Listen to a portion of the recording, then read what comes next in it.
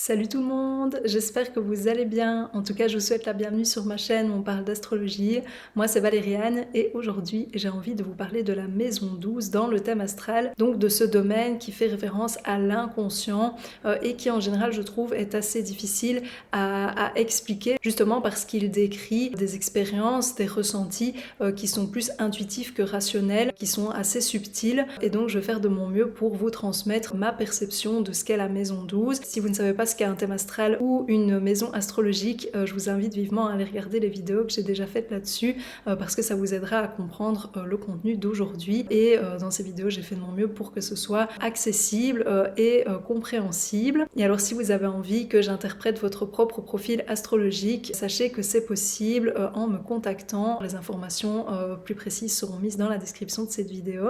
Mais sans plus attendre, entrons dans le vif du sujet. En fait, je trouvais important de pouvoir aborder la maison 12 d'une façon qui me semble en accord avec celle-ci, c'est-à-dire d'une façon intuitive. Et donc, voilà, ça va peut-être se ressentir dans la vidéo d'aujourd'hui, mais on va rester clair, ou plutôt on va essayer de le devenir. Et donc, une première chose, c'est qu'il y a effectivement du flou, en fait, autour de la maison 12, et que ce qui s'y trouve a tendance à être comme derrière une sorte de nuage, à la fois pour la personne elle-même, mais aussi pour les autres. Et donc, ce que ça peut avoir de compliqué, c'est que ça amène beaucoup d'incompréhension, beaucoup de questionnements, mais pas forcément de questionnements du type « j'essaye de comprendre cette partie-là de moi », mais plutôt « oh, il se passe quelque chose dans ma vie et je ne sais même pas d'où ça vient ». Et bien en général, ça vient de la maison 12, parce que c'est une maison astrologique qui représente aussi notre inconscient,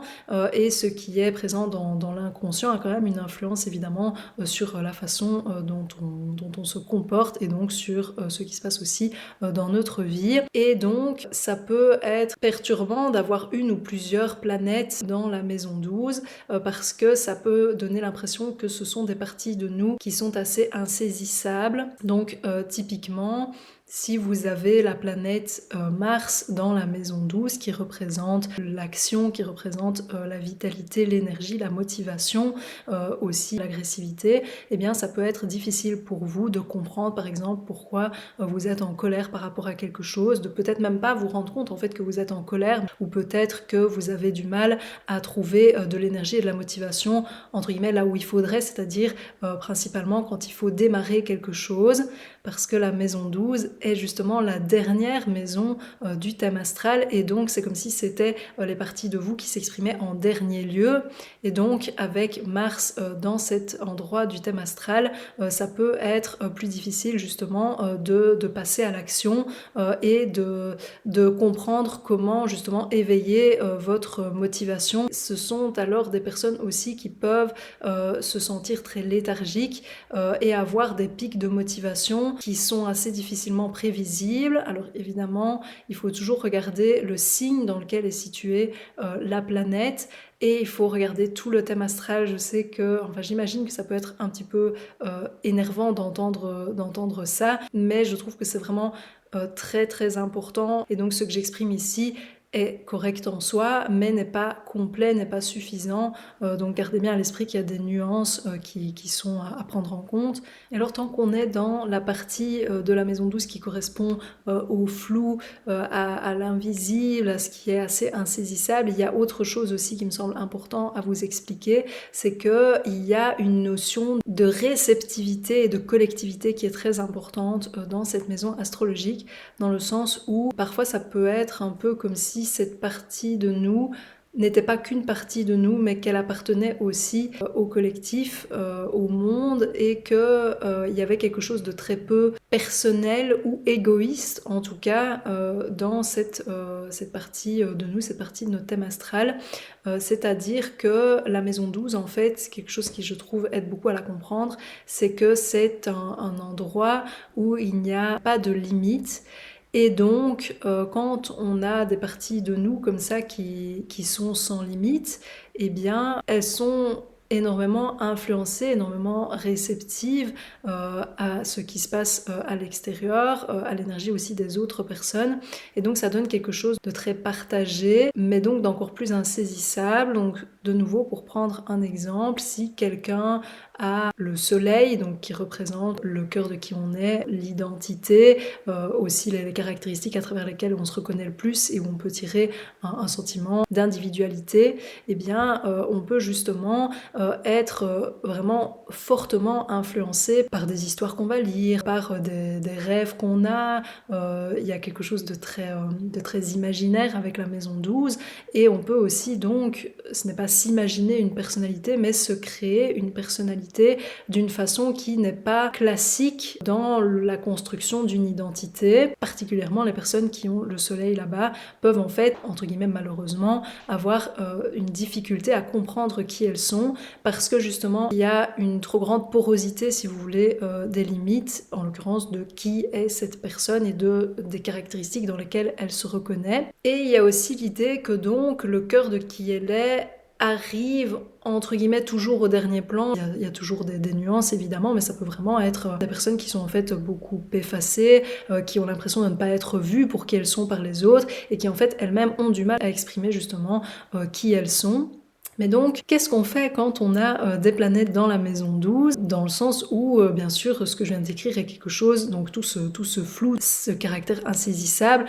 c'est quelque chose qui peut être difficile à vivre, mais je trouve que c'est aussi intéressant de voir qu'avec la maison 12, il y a une façon en fait d'amener de la conscience et de la lucidité sur ce qui s'y trouve, mais à travers quelque chose qui n'est pas rationnel, pas traditionnellement ce qu'on imagine pour amener de la clarté sur quelque chose, mais c'est plutôt passer par l'invisible, par l'imaginaire, par le mystérieux, par quelque chose qui est ressenti, par quelque chose qui est intuitif. Après tout, la maison 12 est d'une certaine façon associée au signe des poissons, donc si vous connaissez bien ce signe astrologique, ça ne vous étonnera pas trop. Et donc ce qu'on observe, c'est que les personnes qui ont une planète ou l'autre dans la maison 12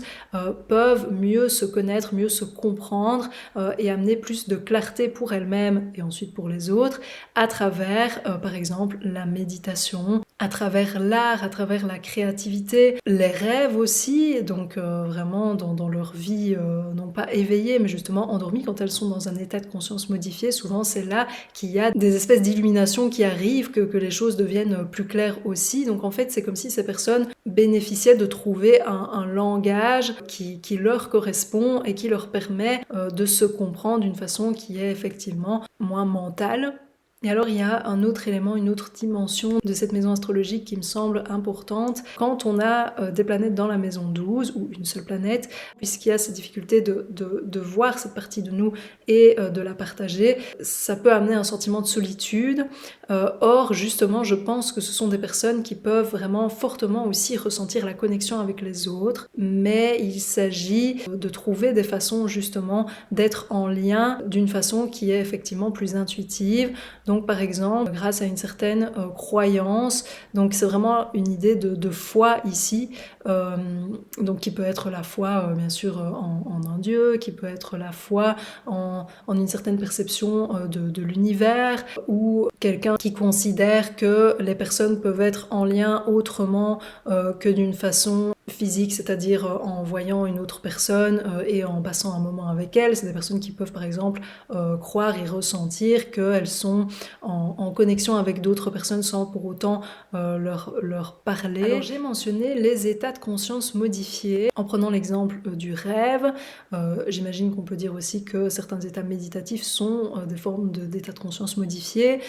mais il y a aussi, vous y aurez peut-être pensé par vous-même, tout ce qui concerne les drogues ou l'alcool. Alors comme je l'ai dit, la maison 12 peut indiquer une tendance à se sentir plus facilement seule, et donc malheureusement certaines personnes pourraient se reposer de manière addictive aussi sur justement l'alcool par exemple, pour réveiller certaines parties d'elles, pour se sentir plus à l'aise, pour se sentir plus en connexion en fait avec ces parties d'elles. Donc je pense que vous pouvez voir le genre de problème évidemment que ça peut créer. Et en fait on voit aussi l'idée de fuite qui est présente avec la maison 12, dans le sens où il peut y avoir une sorte de tendance à vouloir continuer de fermer les yeux sur ce qui s'y trouve, surtout évidemment quand c'est quelque chose de de très très lourd, comme par exemple si vous avez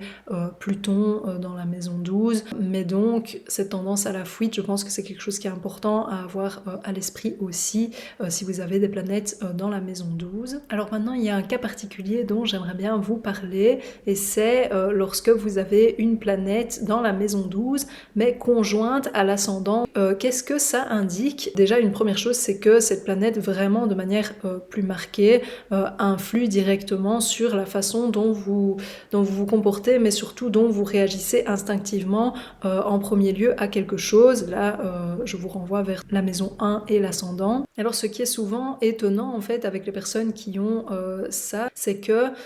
on perçoit beaucoup justement dans leur identité première cette partie d'elle-même. Alors, si vous avez la lune dans la maison 12 conjointe à l'ascendant, là, ce que ça peut indiquer, c'est que votre être émotionnel est assez peu clair pour vous-même, et que donc ça peut être difficile dans une situation donnée pour vous de voir directement ce que ça provoque en vous comme émotion, et donc peut-être que vous allez vous comporter d'une certaine façon que vous n'aurez même pas spécialement remarqué ou comprise. Vous aurez l'air un petit peu plus sensible, un peu plus susceptible entre guillemets, et peut-être que c'est quelqu'un d'autre en fait qui va le pointer du doigt pour vous, et que vous, malgré ça, sincèrement vous ne comprendrez pas pourquoi vous avez cette attitude, quelle est l'émotion qui motive tout ça à l'intérieur de vous. Mais en tout cas à titre personnel, donc si c'est vous-même qui avez une planète conjointe à l'ascendant et dans la maison 12, je pense que ce qui est le plus important à avoir à l'esprit, c'est que puisque cette planète est conjointe à l'un des 4 angles de votre thème astral, elle a justement un rôle vraiment majeur, prédominant dans votre expérience de vie, et donc ça me semble encore plus pertinent, on va dire, de s'y intéresser parce qu'elle a effectivement ce rôle central dans votre développement. Voilà, alors puisque la vidéo d'aujourd'hui était peut-être un peu plus floue justement, je vais ici vous faire un résumé avec des planètes différentes pour essayer de vous montrer de nouveau le fonctionnement de manière plus concise. Alors si vous avez Vénus dans la maison 12, ce que ça peut indiquer, c'est une difficulté à ressentir ce qui est de valeur à l'intérieur de vous et à ressentir que les autres valorisent certaines choses à l'intérieur de vous. C'est-à-dire que votre beauté intérieure ou extérieure peut être quelque chose d'assez, de nouveau, insaisissable pour vous. Peut-être que vous avez tendance à cacher vos vrais goûts, que d'une certaine façon vous considérez que le résultat, si c'est par exemple une sculpture que vous faites, eh bien que c'est quelque chose qui n'est pas assez beau et que donc vous vous dévalorisez d'une certaine façon. Alors si vous avez Mercure dans la maison 12, vous pouvez avoir des difficultés à exprimer clairement ce que vous pensez, parce que peut-être que vous-même vous n'êtes pas encore au clair sur ce que vous pensez d'une certaine situation, et donc peut-être que malgré vous, parfois ce que vous exprimez ne reflète pas clairement ce que vous pensez vraiment, mais peut-être parce que justement il n'y a pas encore assez de clarté là-dessus, ce qui peut donc dans certains cas amener un certain mutisme, peut-être que vous ne vous en rendez pas compte, mais que vous ne vous exprimez pas beaucoup sur certains sujets, ou que malgré vous, lorsque vous vous exprimez enfin sur quelque chose qui vous occupe beaucoup l'esprit, eh bien que malheureusement votre interlocuteur ne comprend pas dans son sens plutôt rationnel ce que vous êtes en train d'exprimer, et donc ça peut être intéressant de plutôt vous appuyer sur quelque chose de plus intuitif, de plus sensible pour vous exprimer, ou en tout cas d'être en contact avec des personnes qui ont justement cette capacité à comprendre au-delà des mots. Alors si maintenant vous avez la planète Saturne dans la maison 12, ça peut indiquer que c'est difficile pour vous de faire face à certains challenges, c'est-à-dire de voir clairement qu'ils se posent et d'essayer d'apprendre justement de vos erreurs ou des difficultés qui se sont présentées. Peut-être aussi que vous êtes quelqu'un qui en fait se montre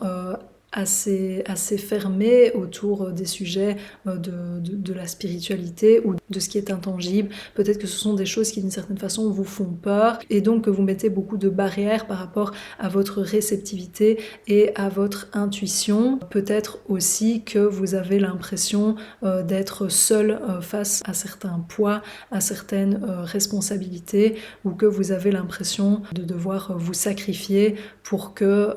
certaines situations soient bien gérer. Alors si vous avez Pluton dans la maison 12, là ça peut indiquer que votre inconscient est un lieu qui, d'une façon métaphorique bien sûr, qui contient beaucoup de vos peurs et de...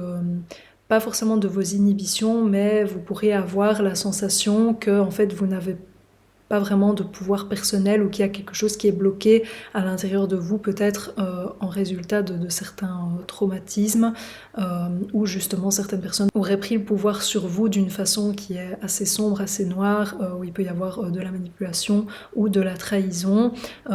et peut-être que vous aussi, vous avez pu démontrer certaines de ces caractéristiques dans des situations que vous préférez oublier,